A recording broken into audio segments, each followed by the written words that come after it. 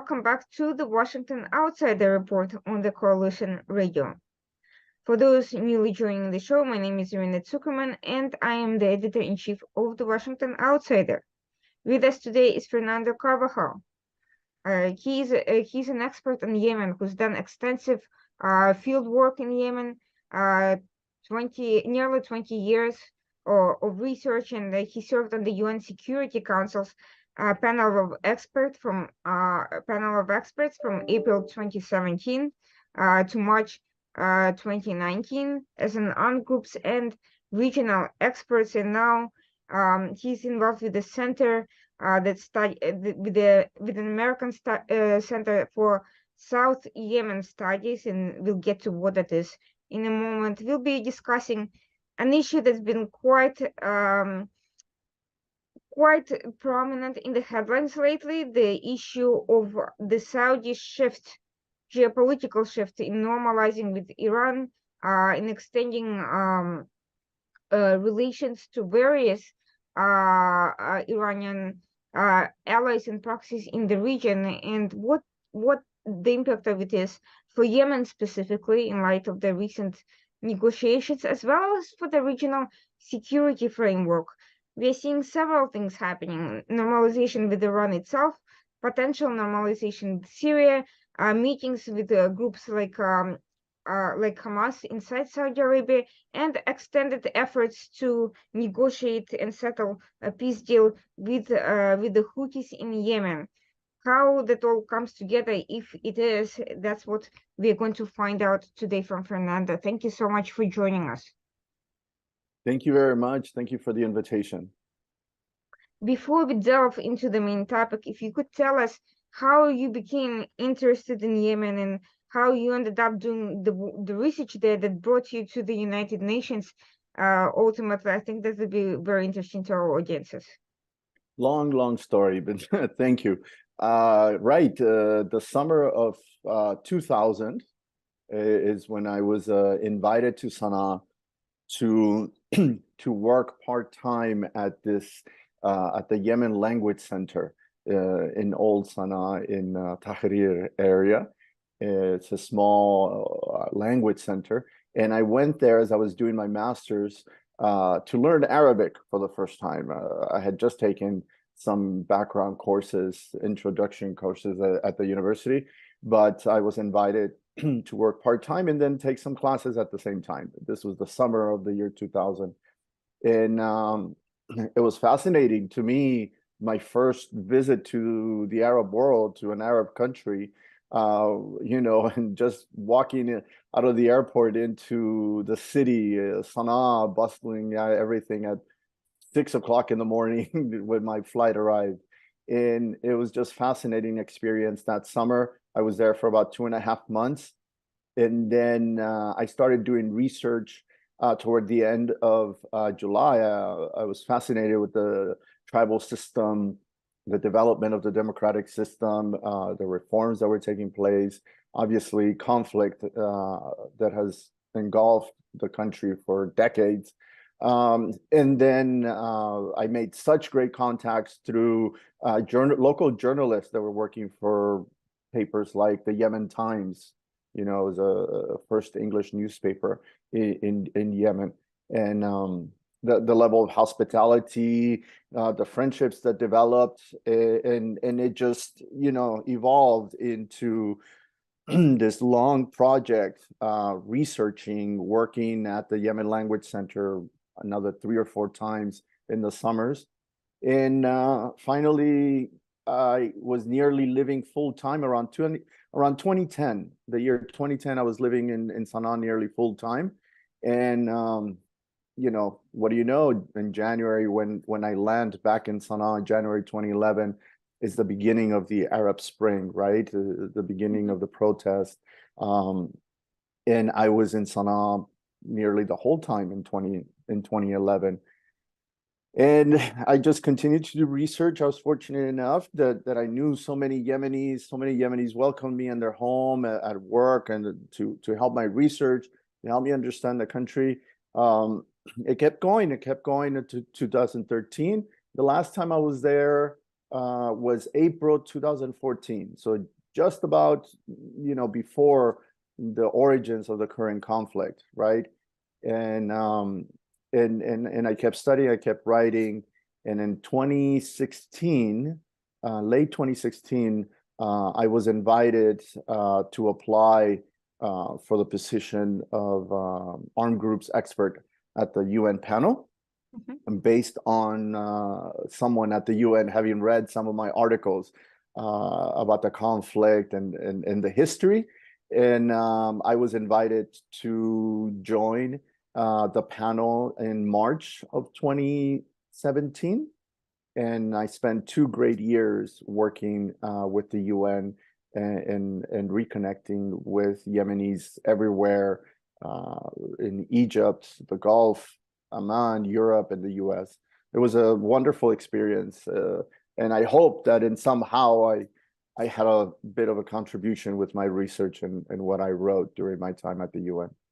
You mentioned interesting things because I think most people who are aware of Yemen's role in global geopolitics today, at the latest, they started watching the events since the Arab Spring. As a matter of that, and most people probably didn't really pay attention until the civil war broke out. But I am curious to hear your insights on the history of the conflicts way before all of them became an issue. What was going on circa 2000 when you first got in? What was the nature of these conflicts, and what was the nature of the armed groups at the time? Because my understanding is that they were quite fluid. The groups that we know today, I mean, the Houthis were the Houthis, but some of the other groups, such as the Southern Transitional Council, some of the tribal alliances, even Al-Islah, were not quite exactly as structured as we understand them today. So if you could give us some background about that. Right. So to frame a little bit of what I just told you, my experience and my history there, keep in mind that the summer of 2000 was just before the October bombing of the USS Cole in Aden, correct? By Al-Qaeda. So, I was there until August of 2000. Then you have the USS Cole, and then I returned to Sana'a in December of 2000, which was Ramadan, the holy month of Ramadan at that time. And it was so interesting for me because at that time when I went back to Sana'a in December of 2000, a friend of mine, a young journalist that I befriended from the Yemen Times, he was from Marib, and he organized some interviews for me in Sada. So for most people that don't know, Sada is a province in the north that borders Saudi Arabia. And this is traditionally, it was, the entry point for Zaydi, for the Zaydi sect, let's call it, of Islam, over 1,000 years ago. And this was, and today it is seen as the seat of Zaydi Islam for Yemen, right? And this happens to be the center where Beit al-Houthi, the Houthi family, had settled in Sada. But interesting enough, the reason why I went to Sada in December 2000, was to meet the head of the Salafi group. One of the Salafi in Yemen was fairly new in its interaction with the local population. So in the late 1960s, Sheikh Moqbil al-Wadai brought basically Salafia as an ideology, as an approach, as dawah, the calling to Islam. And he settled in Sada because he knew the importance of Sada, and he knew the growth of Zaydi Islam in Sada. So strategically speaking, he positioned himself within, Zaydi Islam in order to advance his goal of the Salafi dawah. And he settled his first center in Damaj, which is just maybe 15 minutes away from the capital city of Sada itself. So you can already picture the beginning of the tension between, you know, Zaydi Islam, which is considered a Shia wing of Islam, and Salafi, which is the Sunni part of Islam. And excuse me. And so this history of conflict begins with that intrusion, quote unquote, as local Zaydis would see it. And often there would be clashes between the two camps. Damaj was known also as a gravity center for foreigners that wanted to study Islam. Interesting enough, this center in Damaj was a transit point for the American jihadi that was captured in Afghanistan by the US following the 9/11 attacks here in the US. And so, you know, it was a center of learning. I met a lot of foreigners when I was there, from England, from Western Europe, from the US, Asia as well, some from Africa. And it was a learning center that was very popular for Muslims in the Sunni world. And if we skip all the way to 2013, during the time of the national dialogue process, this is where the Houthis begin to see an opportunity to escalate and position themselves politically. And their first renewed battle, let's call it, was in Damaj. So in 2013, the Houthis boycott the conclusion of the national dialogue process, which was part of the transition from the Arab Spring. And they begin to clash with tribes and students from the Damaj Institute, from the Salafi Institute, to the point where between August and December of 2014, the Houthi militia at that point and their tribal allies managed to expel all the Salafis from Damaj. And this is the beginning of a huge political crisis for the former president, Abdurrahman Mansour Hadi. So you imagine the whole entire village of Damaj being displaced, whether it was Yemenis or foreigners. They're forced to leave, first to Hodeidah, then to Amran, and then to Sana'a, the capital. The history of Zaydi Islam, we have to, you know, you can Google this, hopefully, and get more information. There's a lot of good stuff online, but basically Sana'a was ruled by a Zaydi Imam for over 1,000 years, right? And on and off with occupation from the Ottoman Empire in the 1500s, late 1400s, 1500s, and then again in the mid 1800s to 1917, 1918. There's a long history, and we can spend a whole week discussing this history, but it is important to note because this is what today's Houthi, this is what the Zaydi Houthi family today tries to reach back to the history of the Zaydi Imamate, which basically ended in 1967 following about 5 years of civil war between the royalists, those that were supporting the Zaydi Imam at the time, Muhammad Hamid ad-Din, and the new Jumhuris, the new Republicans, who were represented by the military personnel that conducted a coup, and then it leads into a revolution from 1962 to 1967. So the Houthis today, their patriarchs really reach back to the Hamid ad-Din imamate, which is between 1904 and 1967, as their legitimacy, as their justification for ruling from Sana'a. And again, we can get into the way that the Houthis have drafted their narrative for justifying their right to rule.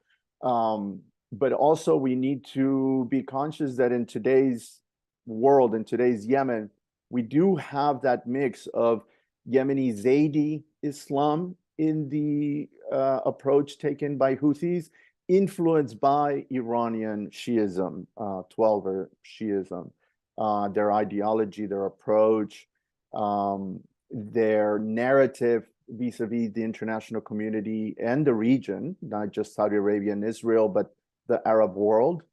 And one of the things I I've done a lot of extensive research on Zaidi Islam. A lot of my research for years, over a decade, had focused on the way that the Zaidi imamate of the Hamid ad-Din family legitimized their right to rule and how they created a state. So the modern state of Yemen really begins to be imagined and being constructed in the mid 20th century, or 1930s to 1962. But today, because Zaidi Islam depends on the presence and the leadership of that imam as the political and religious and military ruler, Zaydis in Yemen have not been led by an imam since 1967, right? Until now. So what we see with the Houthis today is trying to figure out if modern Yemen should experience a modern imamate, or if they should adapt the Iranian model of Wilayat al-Faqih, which is the rule by the learned ulama, the learned sheikhs, in which Yemen itself and Zaydiyah had a limited experience, because in the late 1700s to early 1800s, we see the Qasimi imamate developed the idea of the diwan of Sheikh al-Islam, the reliant not so much as a mufti in Sunni Islam, but to create the position of Sheikh al-Islam, which was the one religious sheikh who interpreted and enforced religious doctrine, basically. And today the Houthis are basically living that dilemma, trying to figure out if, in fact, someone like Abdul Malik al-Houthi, the leader of the Houthi family of the movement, should become an imam and therefore the ruler of Yemen from a religious approach, or if they should adapt a system close to the Iranian system, where they have a political leadership that is then supported by clerics, right? By Zaidi clerics. And to this, we have to mention that their idea of the ruling cleric class is limited to the Hashemis, the descendants of the Prophet, all the families that are descended from the Prophet.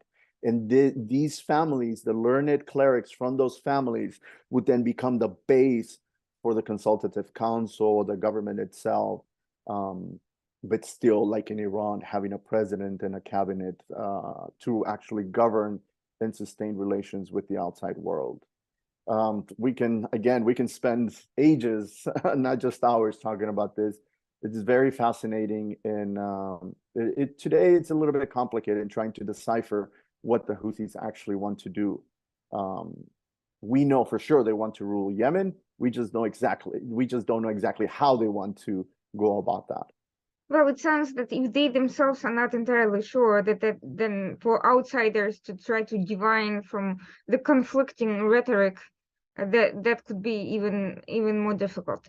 But that said, is there a decision-making mechanism to ultimately come to that decision, or is this infinite process likely only to add to internal conflicts within the family? And if so, what do you envision that being like if there is a conflict over the governance process? I think it's worth pondering, because I don't think it has been much discussed at all with respect to this whole issue. Right. So thank you for the question. It's interesting. I just wrote an article, and for your audience, you can look at this virtual panel that we had last week, where we discussed the Houthi narratives in depth. You can find this on Twitter.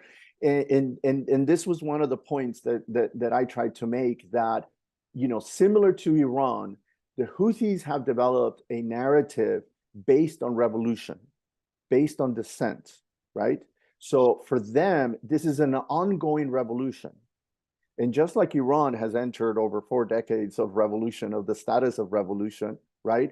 The Houthis could sustain this image, this status, this narrative of revolution as revolutionaries, as defenders against imperialism, against occupation, against foreign intervention. They can sustain this as long as they want because they can always find an enemy, right? They can still make peace with Saudi Arabia. But as we've seen over the last 3 weeks, now that they engaged Saudi Arabia in talks to make a deal, a peace deal with them, they stopped talking about Saudi Arabia as the aggressor, as the occupier, as the evil, entity. And then they just shifted back to their traditional slogan of talking about, Israel, the Zionist entity, and the U.S., right?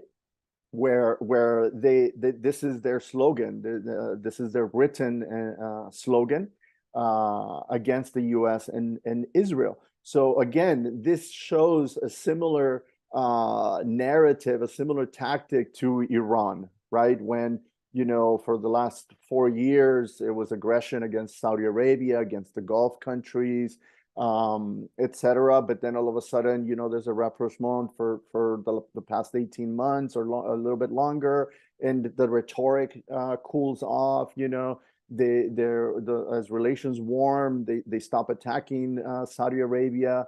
And now that they're about to open a consulate again, their diplomatic mission, we've seen how they've toned down their rhetoric against Saudi Arabia. It's almost similar to what the Houthis are doing and how they do it. To your question about, is there a cohesive leadership? There is in the background. The image that we have, the optics, the outside, for the outsiders, this image of a, they call it reconciliation government between the Houthi movement and the former ruling party in Sana'a, in the creation of the Supreme Political Council, right? With the president, members, and then the cabinet under that council. That is the image that they give us in the outside, for the media, for the public consumption. Behind the scenes, the president of this Supreme Council is the brother-in-law of the leader of the Houthi movement, right? So we begin to see the connection. The main, the public face of this Supreme Political Council, Mohammed Ali al-Houthi, who we see on social media, who we see in mainstream media outlets, he is a cousin of the leader, Abdul Malik al-Houthi. The Minister of Interior is the uncle of Abdul Malik al-Houthi. His name is Abdul Karim Amir al-Din al-Houthi. I've written about this in the past, and some of us observers that we dig deep into the politics and the nature of the Houthi movement, some of us see Abdul Karim Amir al-Din al-Houthi, the uncle, as the main person. He's the new patriarch. He is basically the man that, his position reflects what he does in the background. He's the Minister of Interior, but he handles the economy. He handles the relations with the international organizations like the UN. He also is the center for the patronage network. He's a very interesting person that we don't see in public very much. We don't see his meetings being broadcasted by Houthi media. We don't see him in social media. He's always in the background, but we always know who is linked to him, like Abu Ali al-Hakam. He is the head of intelligence for the military and the Ministry of Defense.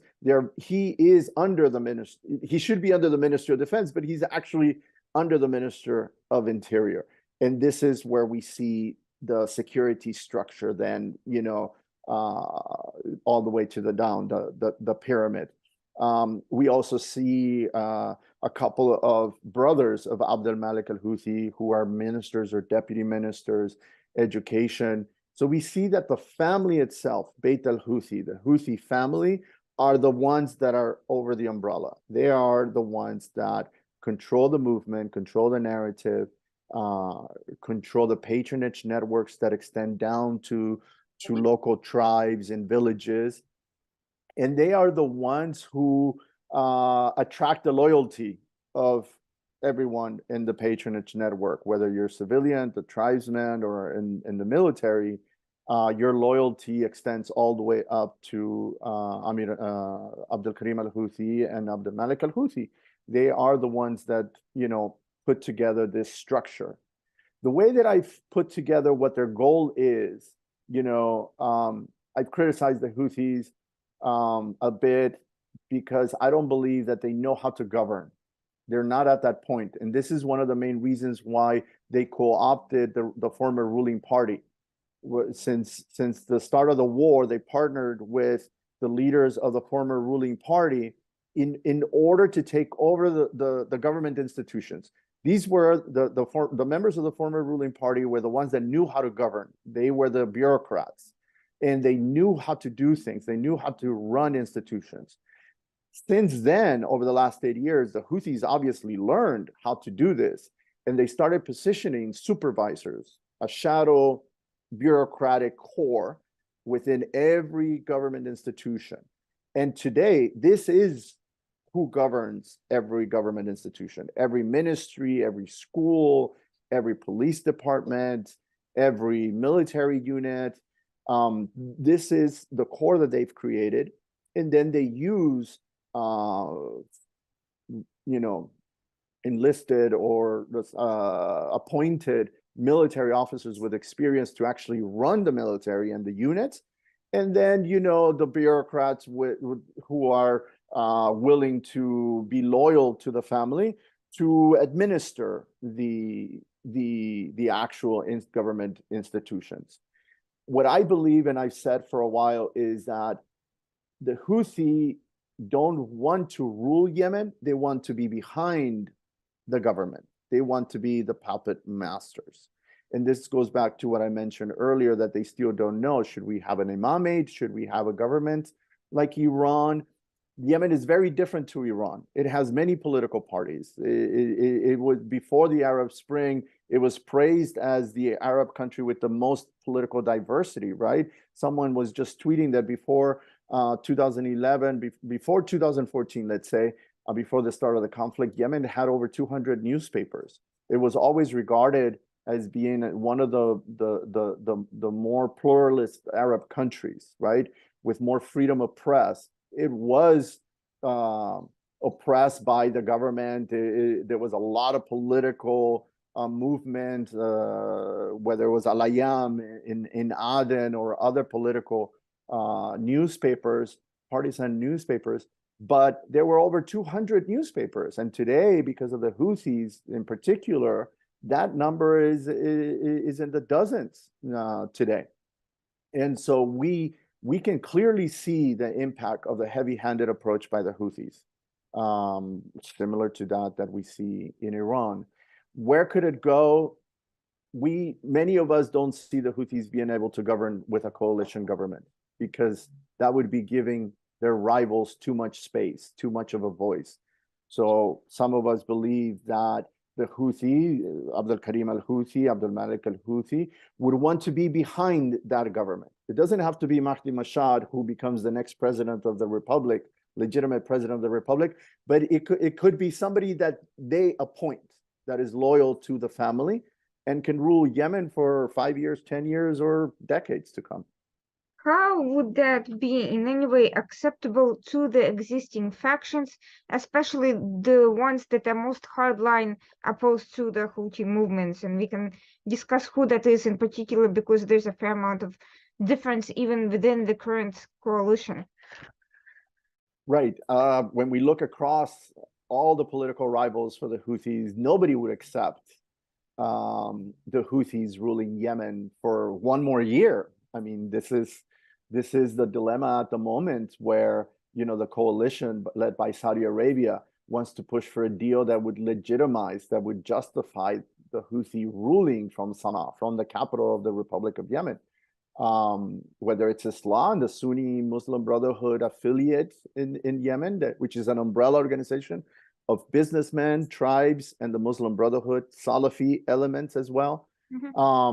or the members of the factions of the former ruling party, the General People's Congress, the GPC, or the Southerners.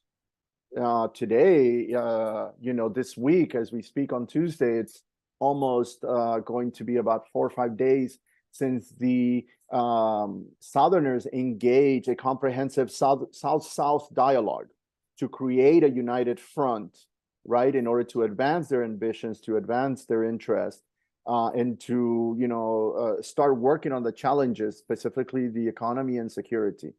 The Southerners are definitely not willing to accept a religious extremist group ruling from Sana'a once again, right? They've worked throughout this conflict to marginalize the Muslim Brotherhood, marginalize al-Islah within the 8 provinces in the south, to remove them from power. We see this in Aden, we saw it in Shabwa, we're now seeing it in Hadramaut, we saw it in Socotra. And, the Southerners can't say, well, we got rid of Islah, we marginalized Islah, we're not going to welcome the, Houthis from an extremist point of view.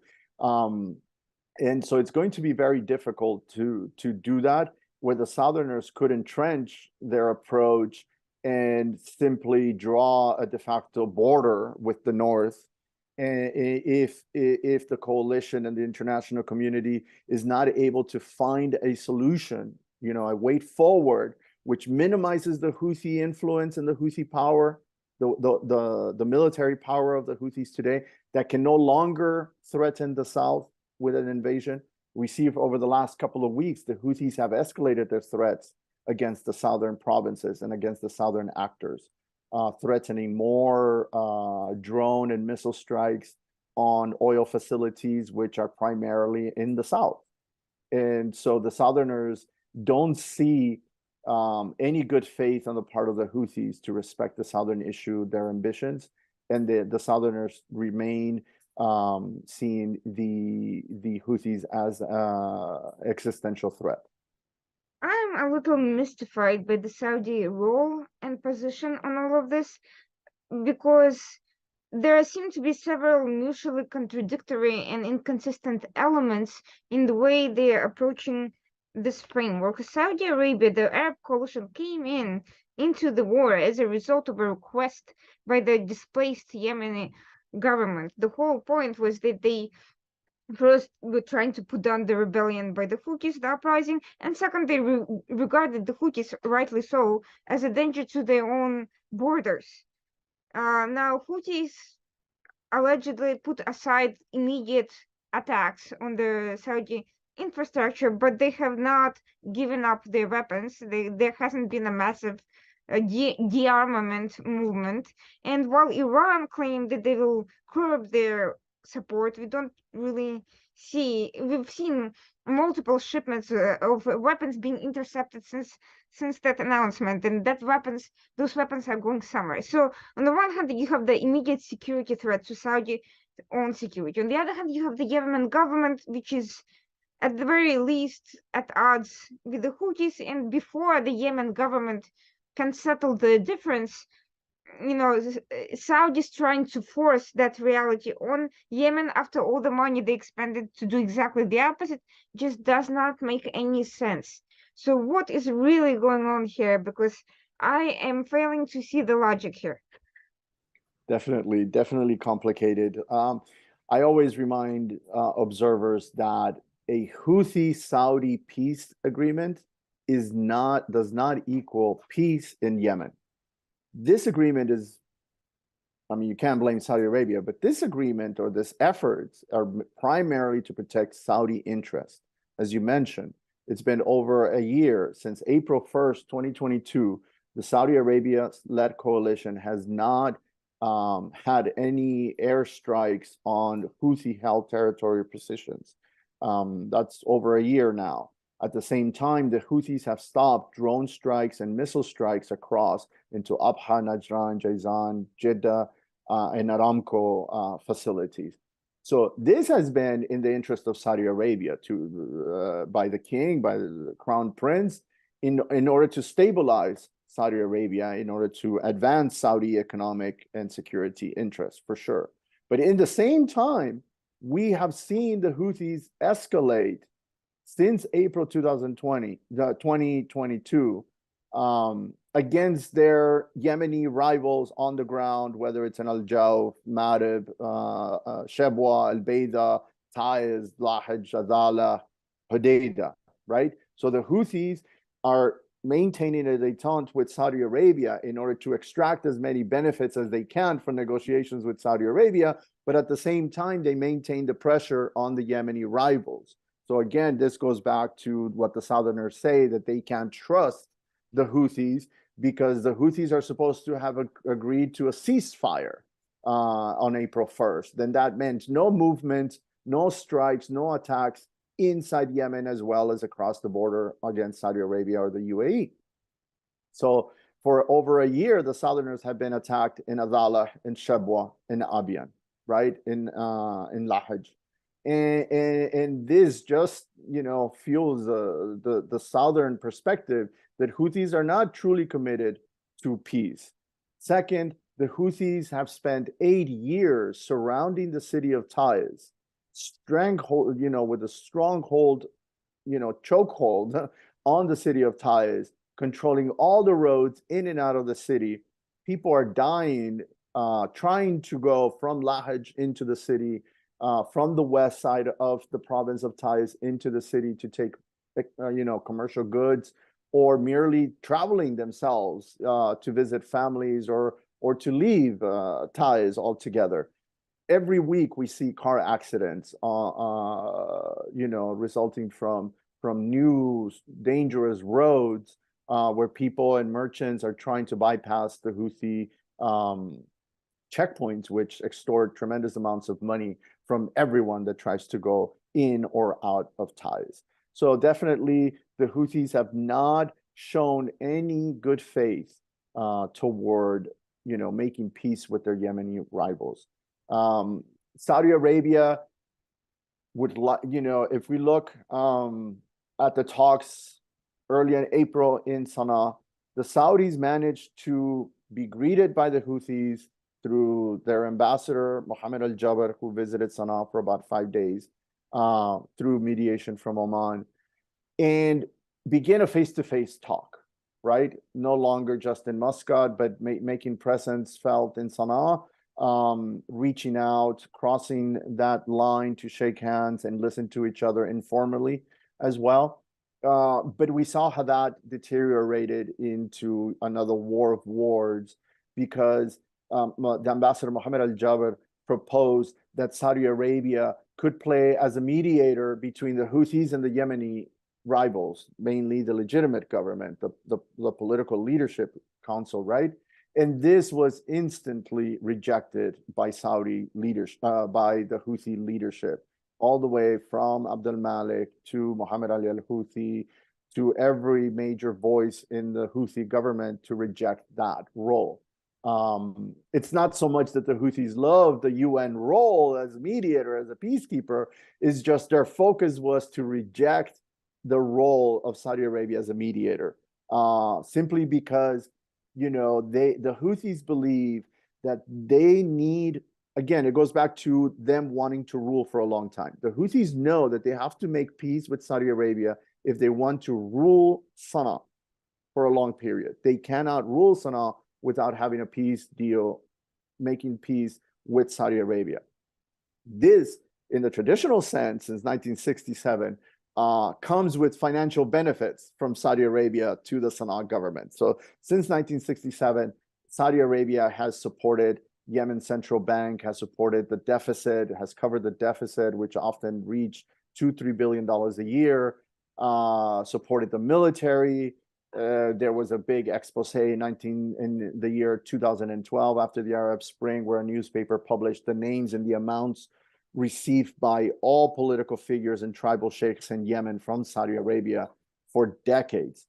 So today, you can imagine Houthis want a cut of that. They want their share of the pie, and the biggest pie is Saudi Arabia.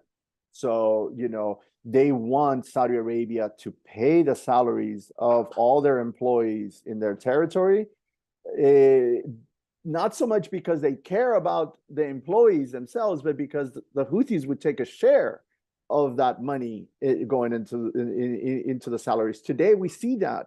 We hear from international organizations working, whether it's in Taiz, in Sana'a, in Hodeidah, where their employees, their Yemeni employees, whether it's a security guard or somebody working for an NGO, will make $150, $500, $1,000 a month. The Houthis take a percentage of that salary every month, that is paid by an international organization. Back in 2019, people from some staff members from an international organization working in Taiz, they told me how from one day to the next, the Houthi security authorities demanded that every organization working in Taiz needed to increase their security personnel by 50% almost, right? So if they had 10 guards, they had to hire another 3 to 5 guards. This was for patronage purposes. And obviously, you have more spies in those, you have more loyalists spying on these agencies and reporting back to the Houthis on what the foreigners were doing, what the communication between the foreigners and the Yemenis, their movement, where they were going, etc. So it's a very complicated system that the Houthis have developed to keep an eye on international organizations and foreigners in particular. We see how the Houthis, they want to get more legitimacy from Saudi Arabia because this cements them as rulers in Sana'a. And they want the economic and financial benefits that come from that relationship. So they are against Saudi Arabia playing a role as mediator with other rivals, because then they think that the other rivals are going to get a share of that pie, and they don't want. The Houthis want to receive 100 million and then say who they're going to give this money to. Not for Saudi Arabia to say, here's 100 million, you get 50, they get 50. No, the Houthis want to dictate who gets money, who gets jobs, who gets a salary, depending on their priorities.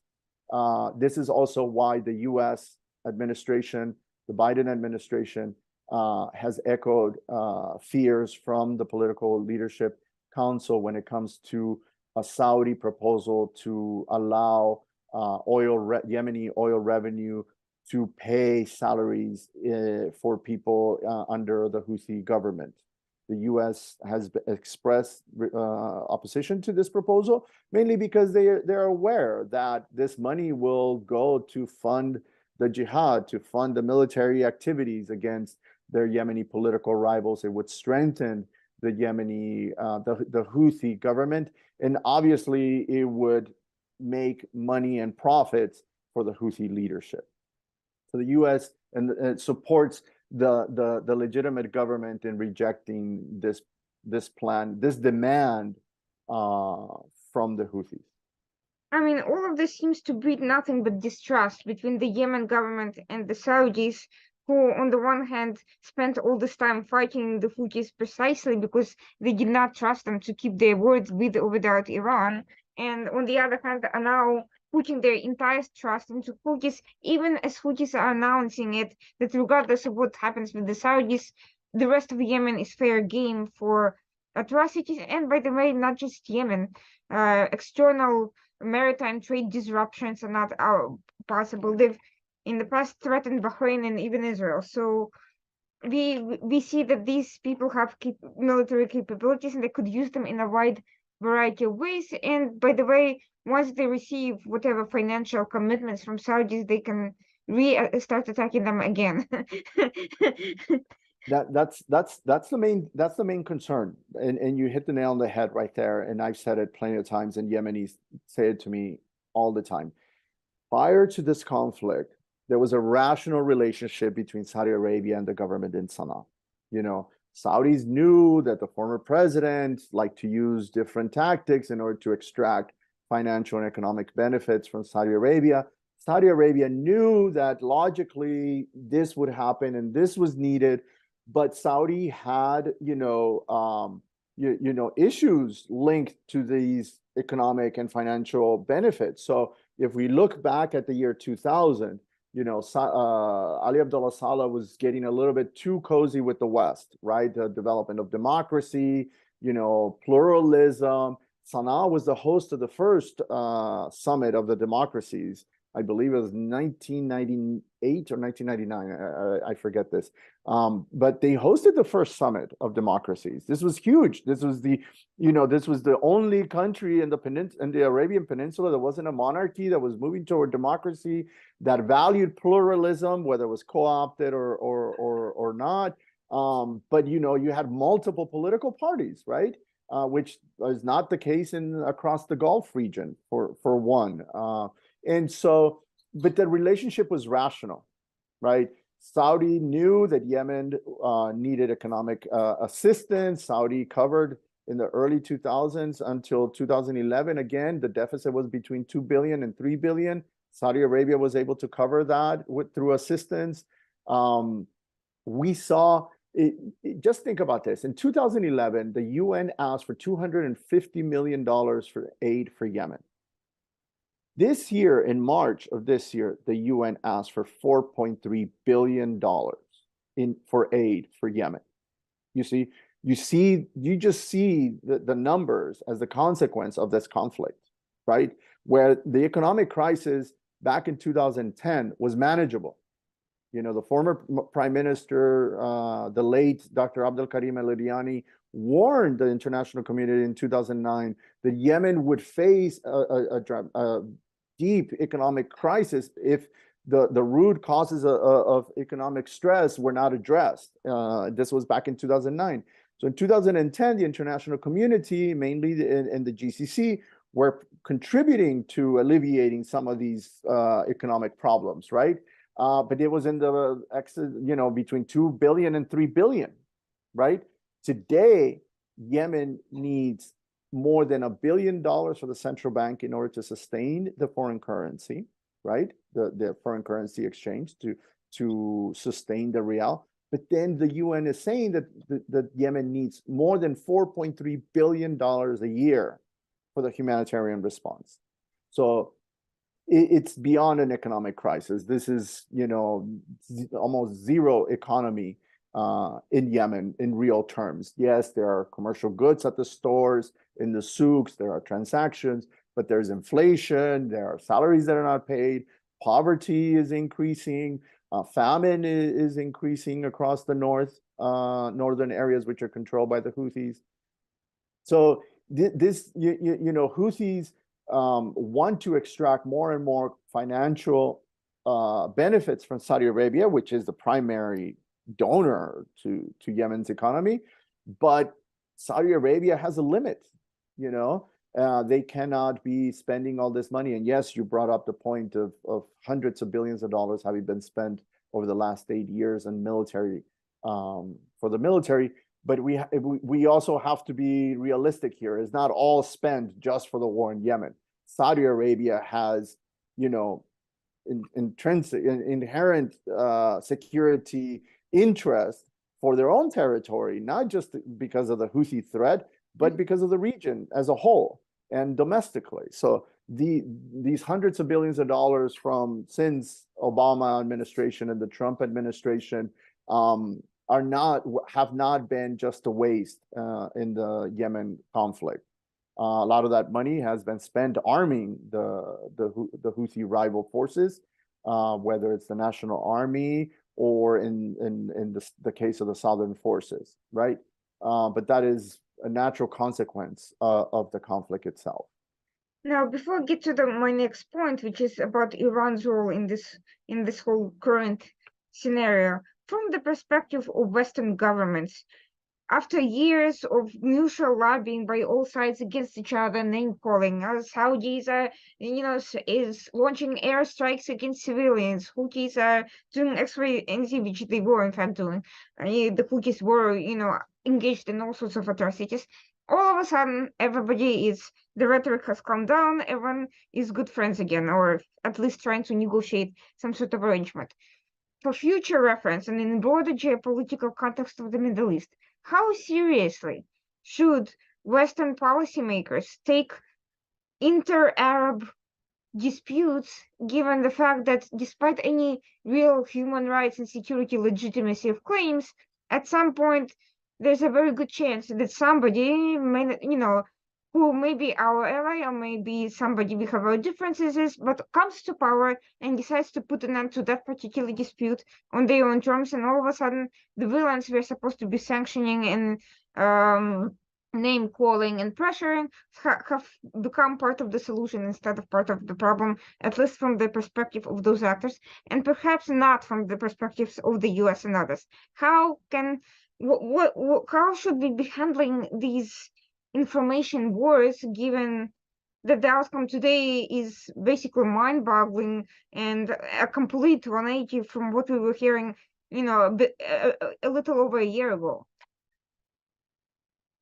We have to be realistic too, right? Any peace between Iran, any peace between hostile parties should be welcome, right? Mhm. Everybody should agree that stability in the Middle East should be a priority. The end of conflict should come soon, not just for the political elites, but for the people of the Middle East, right? I mean, look at Iran and the population there. They're tired of living in this revolutionary status and being threatened and being oppressed, right? But then at the same time, in Saudi Arabia, we see that Crown Prince Mohammed bin Salman really wants to engage this futuristic, economic plan and wants stability, etc., for the benefit of the state and for the benefit of the people of Saudi Arabia. For prosperity, needs security, whether it's from the southern flank or from the east, from Iran, right? They don't want this nuclear threat hanging over their heads as they're investing hundreds of billions of dollars in the economy, right? So any peace between these parties should be welcome. Again, how that peace is structured, right? And how committed the political elites on both sides are to this peace deal, that's what we don't know. That's what's hanging over our heads. We're speculating. Well, that today the government of Risi and the government of the Ayatollahs in Tehran and the Revolutionary Guard are going to be vested in this peace agreement, and they're going to end all hostilities, and they're going to, raise the confidence between the two of them and work toward a sustainable peace, right? Beyond this sectarian rhetoric, just as states and as people. With Yemen, as I mentioned, it's going to be complicated because in Yemen you have the need for peace between neighbors, so between Yemeni parties like the Houthis and the Southerners, the Muslim Brotherhood, the GPC, peace, and then peace with the neighbor, with Saudi Arabia, with Oman, even with the UAE, right? With parties that they share the borders with and parties that they don't share borders with. This is the difficult part. And always talk about what comes first, the chicken or the egg. Should the Houthis make peace with Saudi Arabia first and then make peace with their rivals? Or should Houthis and Yemeni rivals make peace, create a stable government built on stability, and then that by default brings stability with the neighbors, right? An agreement of non-aggression with Saudi Arabia, Oman, the UAE, the whole GCC, right? We're also neglecting to a degree the Horn of Africa, but that's for another day because there are tensions that remain there. So it is something that we need more information on, or we need more evidence of real commitment, and that is not just rhetoric, right? So again, with regard to Iran and Saudi Arabia, the mainstream media, the headlines were this great breakthrough in Beijing, thanks to the Chinese government. In reality, we know that for the last 18 months, almost 2 years, Iran and Saudi Arabia have been talking in Baghdad. That's where they first started talking, in Iraq. Thanks to the Iraqis, they were able to set up a meeting and they were able to set up talks. And in those talks, both Iran and Saudi Arabia admitted that they talked about Yemen, they talked about Syria, they talked about Lebanon, right? So we know that all of those issues were discussed in Baghdad. And yes, there's been talk after Baghdad, there were talks in Muscat, and yes, there were talks with thanks to the Chinese. But we have to see the whole trajectory of that dialogue, which also gives us a positive outlook, right? If they've been able to talk to each other for over a year and a half, they should be able to talk to each other for another year and a half, right? So we could see that slowly that peace could come, the rhetoric could go away, and we can expect more stability. One of the main issues that comes as we look at Iran-Saudi talks is, the role of the approach to the Houthis as an Iranian proxy, right?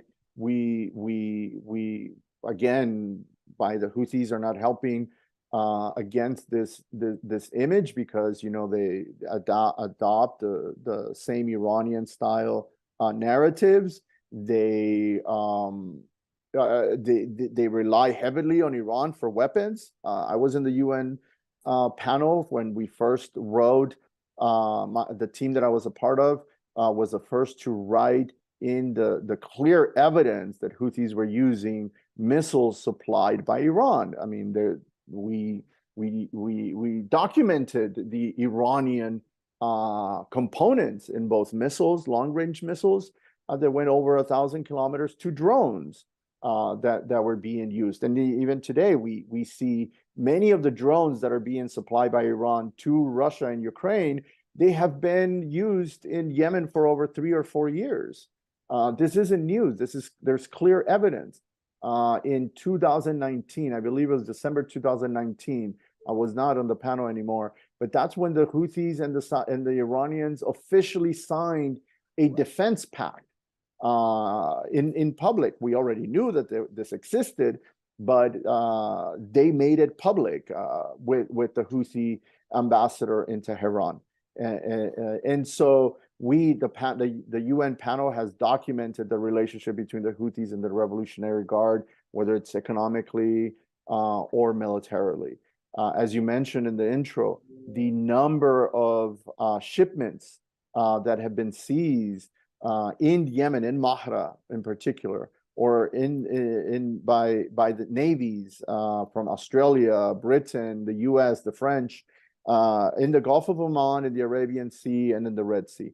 Clear markings of Iranian role, not just because the crew of these vessels was Iranian, but because these weapons had clear Iranian origins.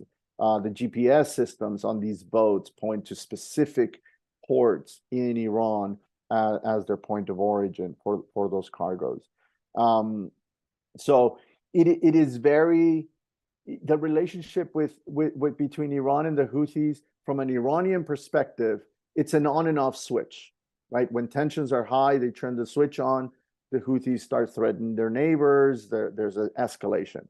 When relationships become a bit friendlier, when there's a rapprochement like today, the Iranians turn the switch off, and then all of a sudden the rhetoric tones down.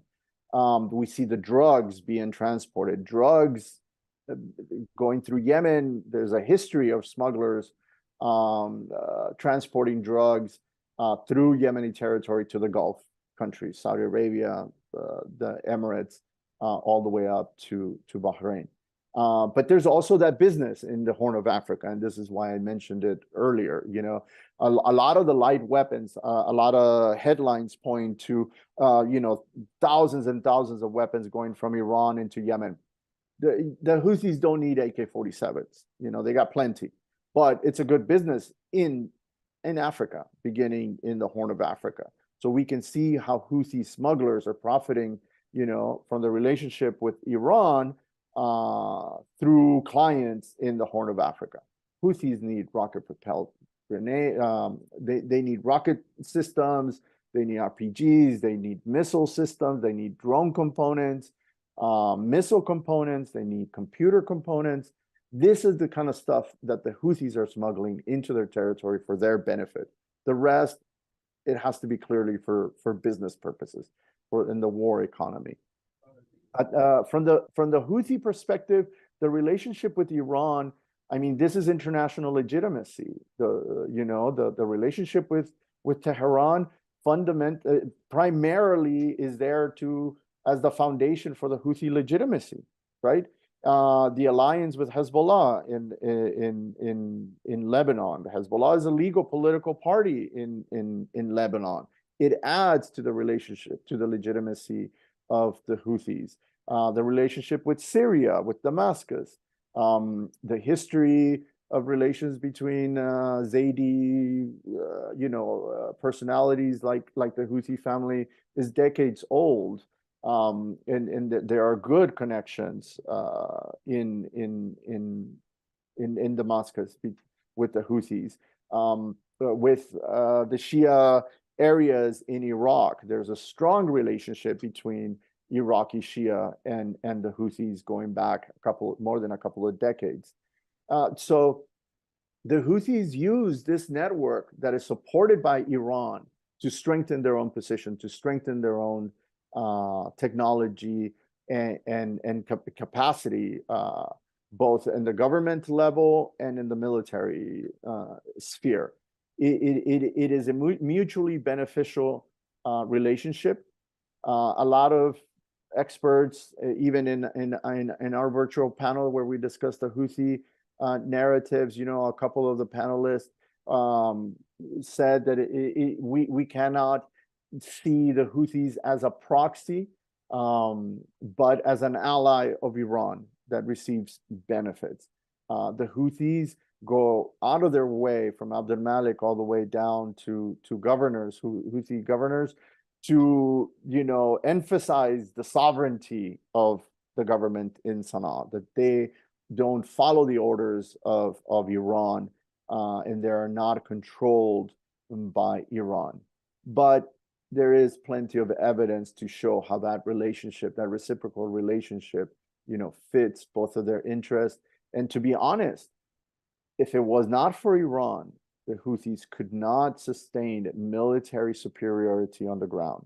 If it was not for Iran, they would not have the capability to strike Jeddah or Aramco in Riyadh or in the east areas. There is a clear evidence to show how the Houthis expanded and gained control and gained territory thanks to these weapons, which gave them superiority on the battlefield within Yemen. And definitely without an air force, they've been able to hit back at Saudi Arabia and the UAE for 8 years. A lot of people just want to focus on the missile strike in Riyadh in November 2017, but they forget that before that, the Houthis were launching missiles that were less effective in 2016 and early 2017. And all of this thanks to the military assistance provided by Iran. That brings me to the next point, because throughout the war, the Saudis treated Houthis very much like a proxy of Iran, and in light of the integrated network of assorted Middle Eastern entities that Iran has built, this is very, it clearly viewed Houthis as part of its geopolitical trajectory. Now, all of a sudden, Iran seems to be out of the negotiation picture. It is not facilitating a breakthrough in diplomatic tensions between the Saudis and the Houthis, or for that matter, the Houthis and the Yemen government, while claiming that they're not, that they've curbed support and essentially indicating or messaging that they are all for peace and so on and so forth. What is the real role of Iran in this scenario? Why is it not being more helpful? Because it clearly could. We need to pay attention to what actually happening, not just what the media reports. When the talks concluded in Sana'a and the Saudi ambassador Mohammed al-Jaber left Sana'a for Saudi Arabia, the Houthi spokesman Mohammed Abdussalam flew with the Omani delegation back to Muscat. Within a week, he was meeting with Iranian officials in public. So he met the foreign minister just about a week or a week and a half ago in there.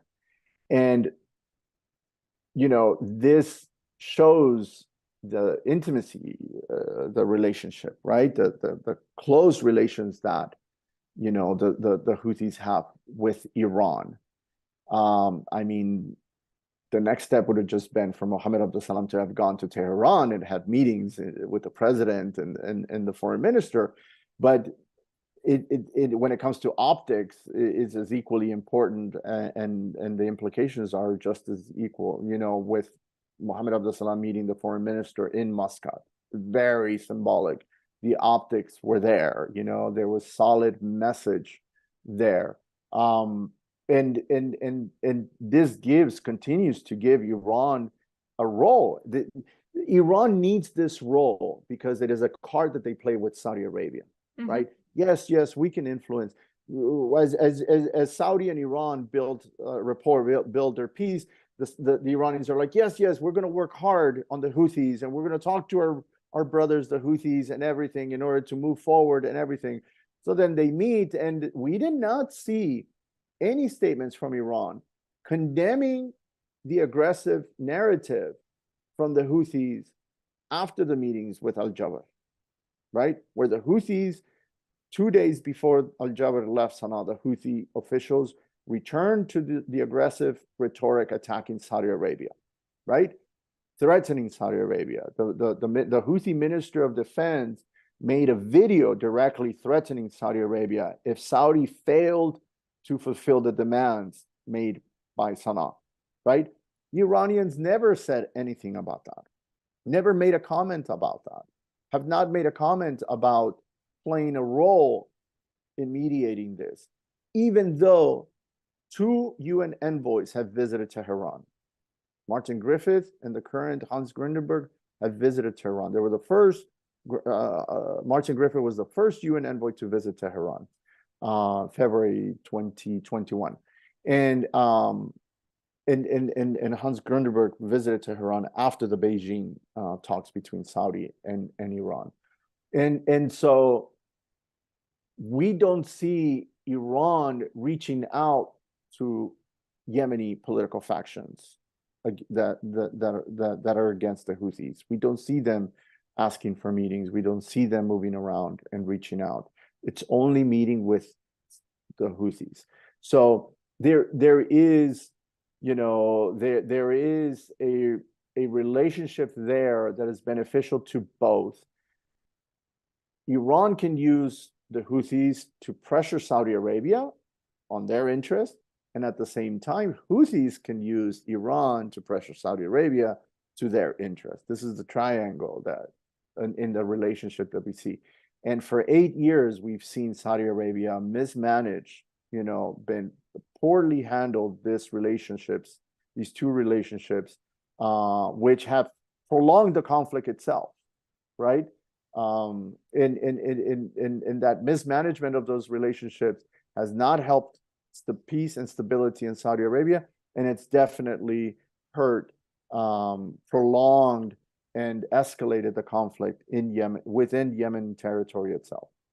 Well, what we do know, and that many people forget, is that this break with the relations with Iran is not ancient.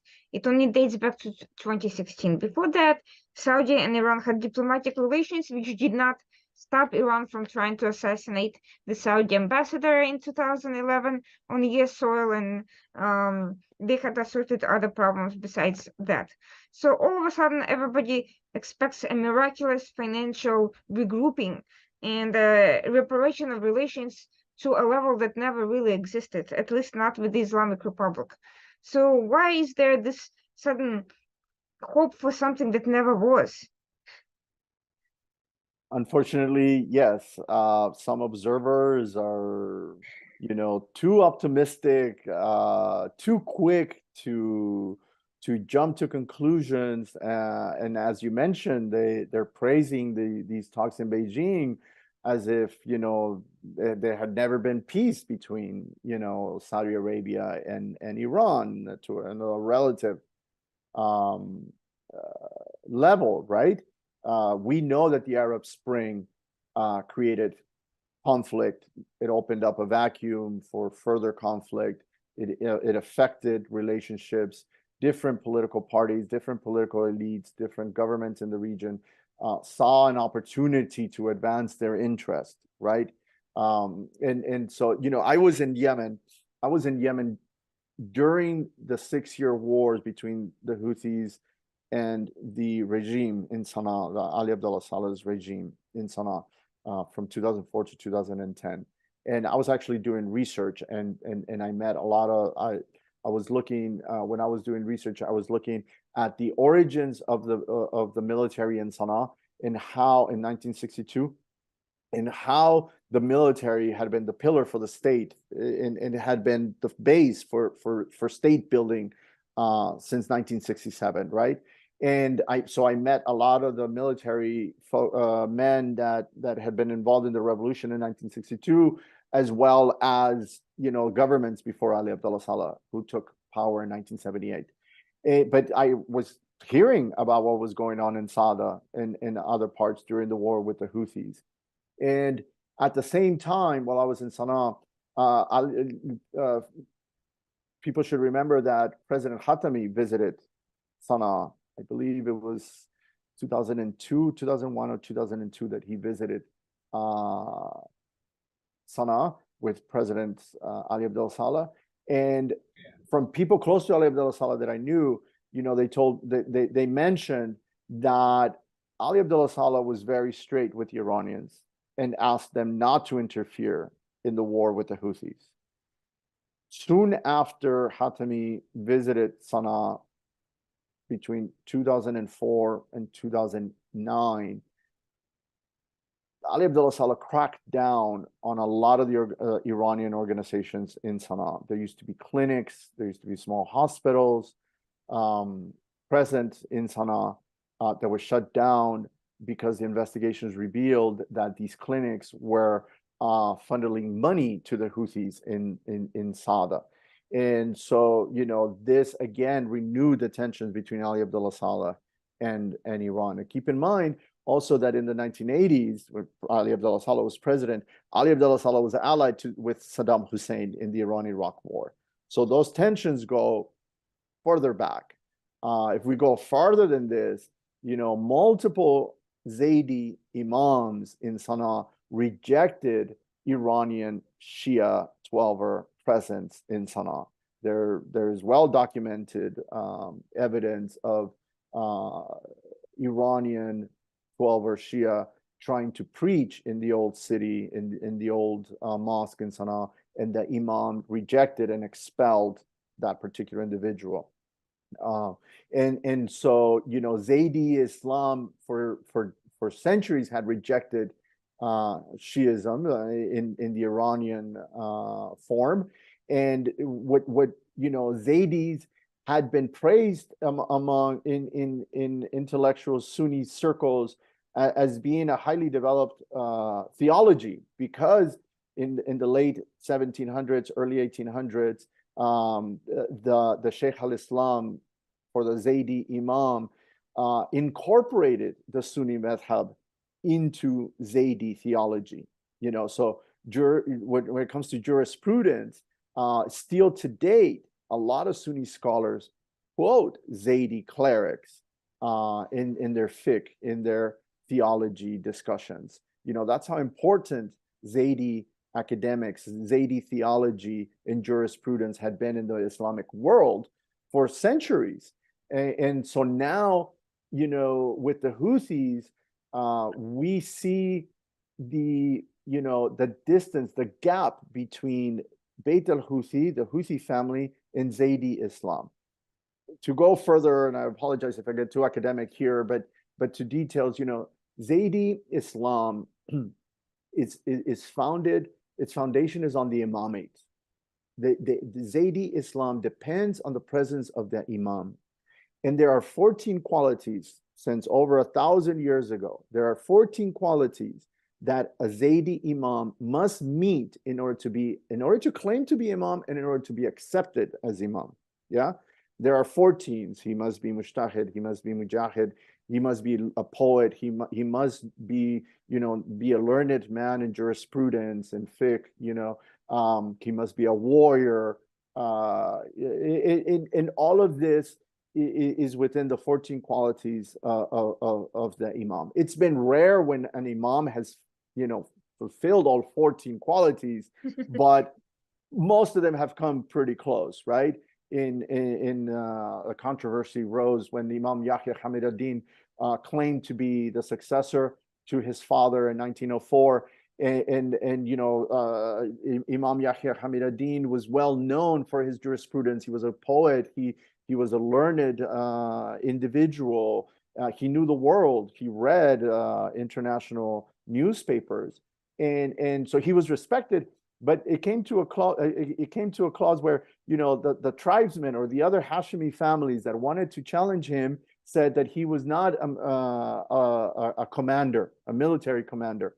And this is when a tribal sheikh came in and put his face, put his word, put his honor before the tribal and religious elite and pledged his loyalty to Imam Yahya and made him a complete imam.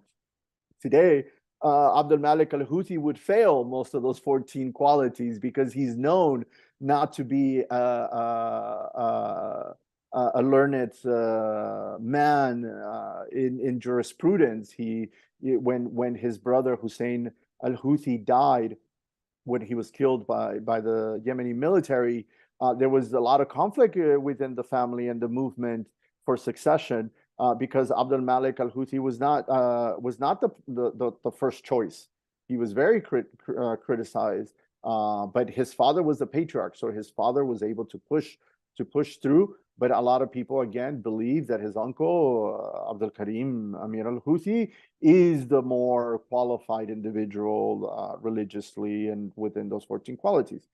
It is very different than the Iranian model. It is with Wilayat al-Faqih.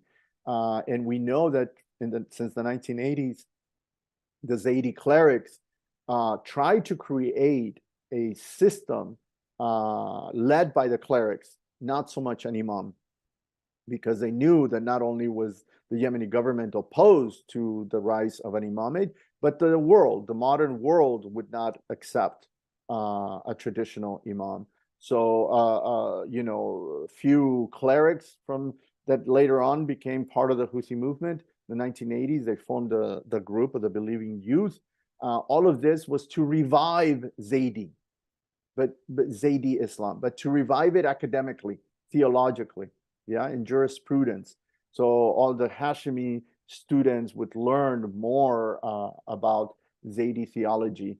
On top of their ordinary schoolwork. So we saw that since the late 1980s, the Zaydi cleric elite, the ulama, really had a plan to strengthen the role of the ulama, of the clerics in Zaydi Islam, in the absence of the rightly appointed imam. This is a threat to someone like the leaders of the Houthi family, because they would like to be imams, and they would want the role of the clerics to be minimal, just as advisors in shura, right, as a consultative council, not the rulers of the system, as we see in Iran. So all of this is a little bit complicated, and we don't really know where the Houthis and their supporters, many of whom are not even Zaydis, many of their supporters are not Zaydis, but they support this resistance because they want to rise up within the elite. They want to climb the ladder. They want to be part of the government. They couldn't be part of the Hadi's government. They couldn't be part of Ali Abdullah's government. They saw the opportunity within the Houthi movement to be part of a government, and they taken that opportunity. So we are seeing that Iran has created this network, but not every part of it is an easy fit to Iran's model, and some proxies are more similar to Iran's own system than others, and others have internal inconsistencies. We have the Houthis, we have Hezbollah, we have Assad. That's he's a dictator, but it's a completely different type of a system than the Houthis, for instance, and we are seeing this framework now Iran is benefiting from these normalization processes. It is benefiting politically. It is regaining regional legitimacy. It is gaining source of funding for its operations, gaining access to information and to international stages. Whereas its counterparts are, making some money and maybe getting some temporary stability of questionable duration. So let's talk about this regional security framework in light of these processes and how Saudi move in those towards Iran and towards Assad and towards all these groups, catalyzing this security reconsideration. I mean, some parts of this process seem more logical than others. Iran, understandable. Assad, at least for financial reasons, it's understandable, although morally it is not. Why Saudi is bringing back Hamas just as the Iranians and Assad are kind of reconsolidating behind them after years of kind of hit and miss here and there. Why would they want to strengthen these organizations? That's not as clear to me as some of the more obvious recent moves. I mean, it's time and an opportunity, right? Saudi Arabia, again, is a government that wants to develop stability for themselves. They know that they have to play with other actors. They have to have relationships with other actors. So yes, well, before, they didn't see eye to eye with Hamas. Now they're welcoming them. They're going to Mecca for Umrah, and then they're coming to meet with Saudi officials. At the same time, while Israel is trying to convince Saudi to join the Abrahamic Accords, right? Very with unlikely. UAE. I am one of the biggest skeptics of the recent news that's proliferating mostly from Israeli sources and also from some very low level Saudi sources that have nothing to do with the decision makers. Right. But it just fits on how, Saudi would, Netanyahu is back in power, right? So now his rhetoric is against Iran. He wants war with Iran. He wants to stop Iran. And here is Saudi Arabia, who has opposed the JCPOA since Obama administration, right? Since the beginning of it. But now they're like, well, maybe we need some sort of JCPOA, but we don't like this form, right? Because now they are warming up to Iran, right? Now Saudi Arabia wants nuclear technology for energy, etc. So it is this cycle where Saudi reaches out to Iran, who has a conflict with Israel. Israel's reaching out to Saudi Arabia in order to keep Saudi Arabia away from Iran, because if Israel loses Saudi Arabia, it's on its own against Iran, right? It has no other ally against Iran in the region.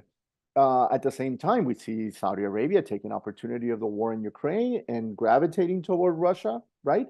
Gravitating toward China, merely because the winds of change in the U.S. went from Donald Trump, who was very friendly to the Saudis and selling them whatever weapons they wanted, to Biden opposing Mohammed bin Salman. I'm not sure that I agree with that, because Trump did not actually. First of all, Trump did not really defend Saudi during the Aramco attack in September, so that's certainly. But the other issue, Saudi has been gravitating to China for a while. It hasn't been reported widely, and certainly not by U.S. media, but just because of the more recent dramatic visible political step, that doesn't mean that they have not been developing parallel institutions. And of course, within Saudi, we see different, more pro-Western factions like Mohammed bin Salman, and more China-oriented factions by like some of the people in the foreign ministry.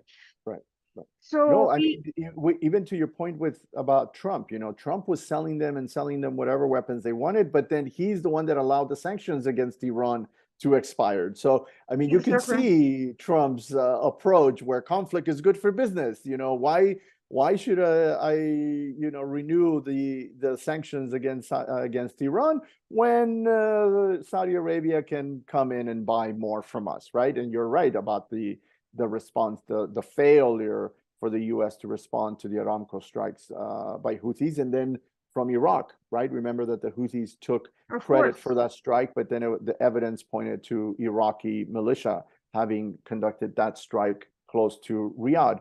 About China, I've said it a lot of times, and I've been called crazy, but with progressives here in the U.S., when they say, the war in Yemen will end if the U.S. Withdraws support for Saudi Arabia and it stops selling them weapons. And I said, Saudi Arabia could just abandon 100 U.S. fighter jets and leave them in a warehouse because they have the money to buy 100 Chinese armed drones to use in Yemen. And there's no pilot, and there's no way if the drone gets shut down, oops, let's buy another one. There's no pilot to have to negotiate as a POW to release like they did in last month. People said, well, the Saudis can't buy parts from China for U.S. fighter jets or bombs. Saudi Arabia doesn't need to find parts or fuel or bombs for a U.S. fighter jet because Saudi Arabia can replace that fighter jet with a Chinese drone or a Turkish drone or a Russian drone, for all that, to say that. And so, Saudi Arabia has sent that message as well recently with the talk, if you recall last year, Saudi and China reached a deal to manufacture drones in Saudi Arabia. There's not, I haven't followed the news. I don't know the specific type of drones that would be manufactured in Saudi Arabia, but what's there to say that the latest Chinese armed drones can't be manufactured in Saudi Arabia, for example, right? So, there are a lot of gaps on this for sure. But again, that the beyond China is the relationship with Russia, right? Which is a second clear message. I mean, Saudi Arabia is sending three messages to the U.S. administration: relations with Iran, relations with China, relations with Russia. These are the three main rivals at the moment for the U.S. administration. Well, the problem for the U.S. is even if the administration were to magically change its tune and reorient itself in a different direction, which I do not expect to happen. On the contrary, the Biden administration has been praising the role of China in all of this and has been praising the reconciliation with Iran because it aligns with its own goals. It has been pushing the normalization with Israel, but I don't know who actually believes it can succeed at the moment. Let's say a different administration, a Republican administration, comes back to the White House in 2024, whether or not it is Trump or somebody else, they will be facing the same problem, which is the reality on the ground built over the course of several years. That means Chinese mechanisms and contractors that cannot, and control over communications that cannot be easily disassembled. Well, a Republican administration would be more hostile toward China, right? So they would throw a wrench in the whole thing. The Biden administration is treading a fine line and not criticizing the relationship between Saudi and China. And then, as you mentioned, playing nice with the Chinese, even though they're aggressive, they're growing aggressively against Taiwan, et cetera, right? So the Biden administration is kind of playing with that nicely, but a Republican administration would be worse. The problem is, even if you start sanctioning various entities, you can't sanction everybody consistently. Sanctions could push Saudis even closer to China because by that point they will no longer need US from a defense perspective. And third, there are many issues that US has not been keeping stock, but if they're already under Chinese control, and there's substantial amount of Chinese influence in various sectors of the economy, with all the desire, it's going to be very difficult to get rid of it. And this is also allowing pro-China to prevail politically in Saudi Arabia. So by the time the next president presumably comes in, if that happens, Biden could get reelected by some But always remember that empires overreach, right? Empires eventually overreach. China's new role in Africa, China trying to get into South America, opposition from Canada, opposition from the European Union. There could be at some point where they're overreach, and then we start seeing a realignment or reconsideration of Chinese policy on their own without even the US, increasing the pressure on the Chinese themselves, for example. That could take a substantial while, and by the time that happens, again, it's one thing to sanction specific individuals, entities, or moves, different way to try to combat economic integration once it has already happened. Sure. How do you undo the damage from Chinese control over telecommunications, Right. over Chinese involvement in cybersecurity, over Chinese contractors constructing NEOM and all these projects? That is not something easily reversible, nor can you, if it's a relatively peaceful gesture, you cannot just tell another country, well, you can't have Chinese contractors building your city because, you could argue that the political trend will put that pressure, but if there is that much influence, there's only a certain amount of time in the day an administration can spend pressuring Saudis when, as you mentioned, there's also Africa, Latin America right next door, and even domestic issues that are even more exigent. Right. But all of that brings us to the final kind of bigger point, which is we are seeing that the Saudi moves have actually been, on the one hand, marking have been somewhat reactionary to U.S. policy over the past years, and I don't mean just Biden, but also advancing their own interests on their own. Iran seems to be benefiting significantly from all of this, regardless of the specific reasons and the long-term plans by any of these actors.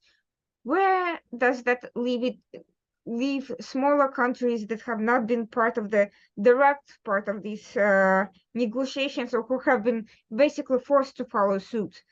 We are talking about countries like Bahrain, UAE, which has been largely left out of the peace talks in Yemen.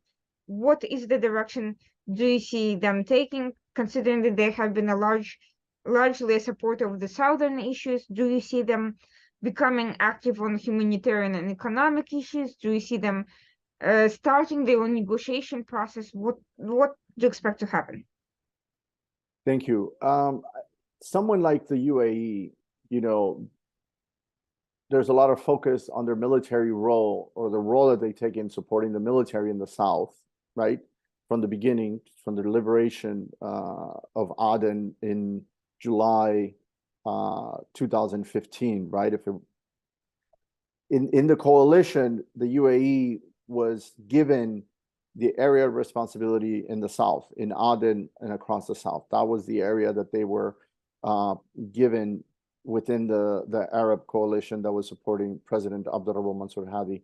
And so they built, and traditionally those relationships exist even beyond March 2015, because a lot of Southerners live in the UAE, from Jaffa, from Shabwa.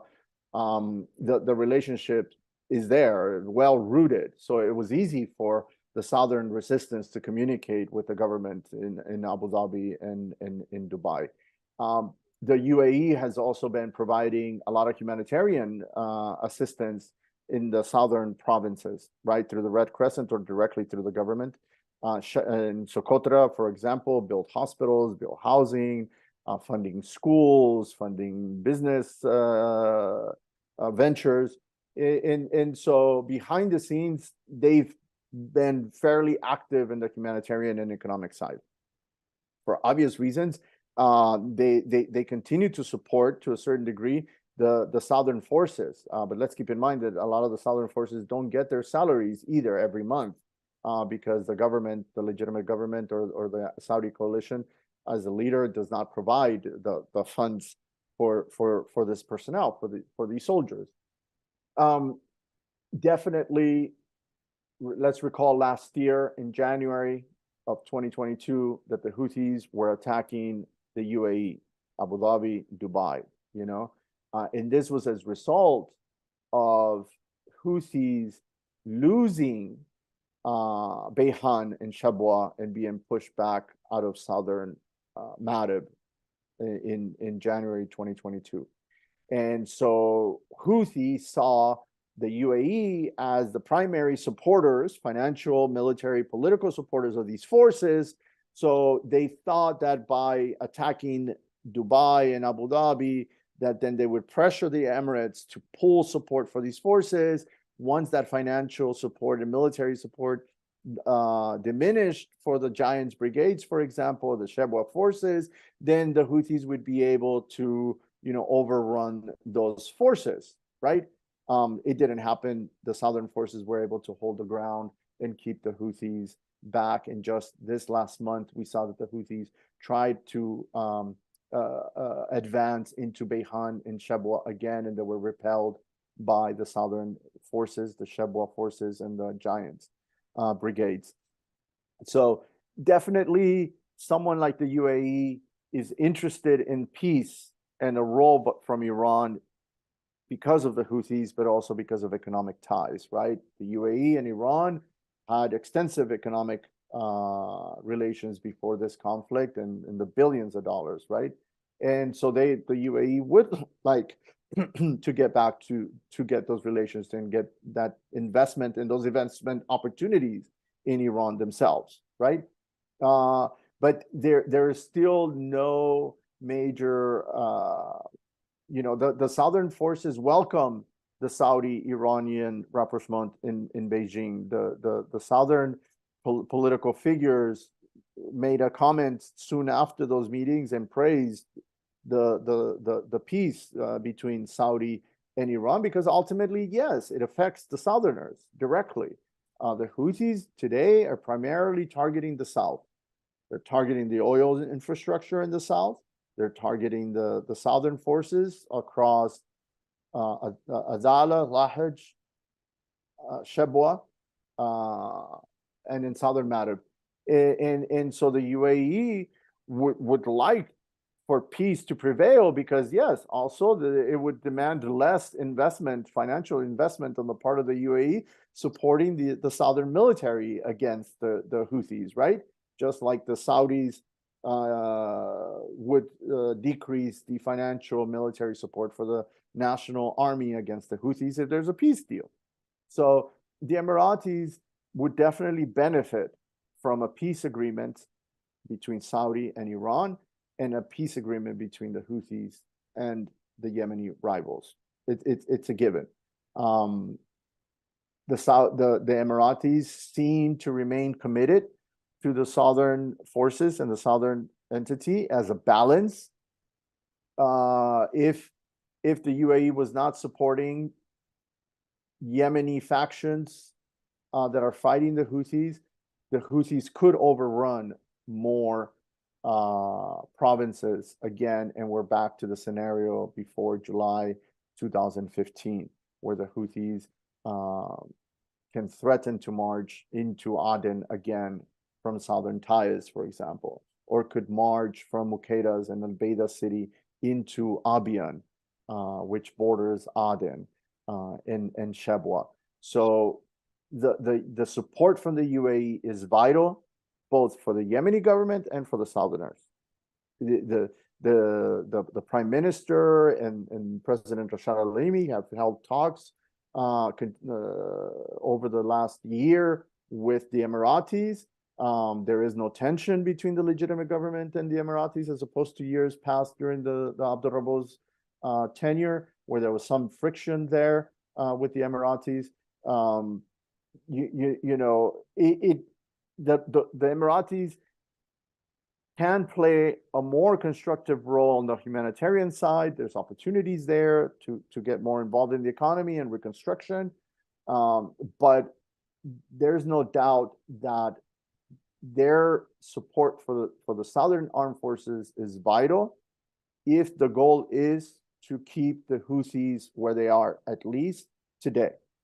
If the interest is to balance against the Houthis, then someone like the UAE can play a major role in the coming months by supporting the Southern forces, who have proven to be the most effective forces against the Houthis. The southern forces have beaten the Houthis. If you recall, in 2018, the Southern Giants brigades pushed the Houthis from Moha and Hoja all the way into the airport at Hodeidah. The southern forces, along with the guards of the Republic, were within a couple of kilometers from entering and taking the city of Hodeidah from the Houthis, and they were stopped by the Stockholm talks under the UN. On the other hand, last year in Shebwa, they were able to remove them, expel them from Behan, from the western Shebwa border, back into Marib and back into Al-Baida. So if there's no other military units in Yemen have been able to push the Houthis back from any position. The Houthis have gained nearly over 30% of the territory in Marib. They are within 10 to 14 kilometers from the city of Marib. They have not been pushed back by the National Army. So if someone has proven effective in the fight against the Houthis, it's been the Giants Brigade, the Shebwa forces, who are then supported by the UAE. So we can clearly say that that support is vital to the Southerners and to the fight against the Houthis. Nevertheless, and despite UAE's seemingly clear benefit in the settlement of the conflict, UAE and Saudi Arabia have had their share of differences, including recently there's said to be a political rift, and Yemen being one of those issues. What can you tell us about what's going on in that front? Sure. I mean, you know, I'm Mexican originally, so I often compare these kind of relationships like the U.S. and Mexico. They share a border. They're for eternity. They're going to be neighbors, but they have differences in their political approach to security matters or economic matters. And I think it's similar to Saudi Arabia and the Emirates. You know, these are two major influences in the GCC, two major political and economic powers in the Arab world, in the Middle East. They're not going to see eye to eye on everything. Both of them want a sphere of influence in the region. But I don't think that the tension is at the point where they completely disagree and we're going to see a conflict between Mohammed bin Salman and Mohammed bin No. But Zayed, there is right? some difference over the solution of this particular Sure. issue. And the question is, what is it exactly? If UAE also wants a settlement of the conflict, what are the terms that they would see that they're not seeing from the Saudis? Sure. Keep in mind, Saudi Arabia hosts the Muslim Brotherhood, right? The Al-Islam party. The UAE is opposed to the Muslim Brotherhood having a major role in the government because of its own political interests. We see all the way to Egypt. The UAE would definitely like the Southerners to play a bigger role as a balance to the other factions, right? So whether it's the SDC or Iraq, for the Southern factions to play a major role in the government, in order to create again balance with the Houthis. And again, you can see, back to what we talked about earlier, you can see how the UAE is trying to say, we tried the same thing over and over again for 8 years and we were worse in 2023 than we were in 2015, right? So maybe we should let the Southerners play a major role in the government and in negotiation with the Houthis, and maybe we have some sort of change, right? We have a new path or we have new progress, etc., and not have the negotiations with the Houthis be dominated either by representatives of the former regime or by the Al-Islah, the Muslim Brotherhood, right? So we can see how the UAE is pushing Saudi Arabia to accept the SDC a little bit more, to give the SDC a bit more confidence, give them a bigger role in the political leadership council, and maybe that can make a change in the balance and force the Houthis to the table, and peace talks can begin under the UN. This is the only other calculation that I can see, because I know that the Emiratis and the Saudis share the interest in peace in Yemen. There is no disagreement that there needs to be peace and stability in Yemen. It's just maybe perhaps they, have different parties that they would like at the forefront leading the peace efforts, And you can understand how the Emiratis would tell the Saudis, we tried the same people for 8 years. We need new faces. We need new ideas. We need new sources of pressure. Let's see if it works. So I mean, we could expect some changes in the political leadership council structure in the coming months if Saudi Arabia is really committed to pursuing the peace process in Yemen, not just between Saudi Arabia and the Houthis. Well, thank you so much for these valuable insights that shed a lot of light on the otherwise mysterious seeming developments, especially for most people who have not been keeping track of these long-standing tensions and shifting alliances.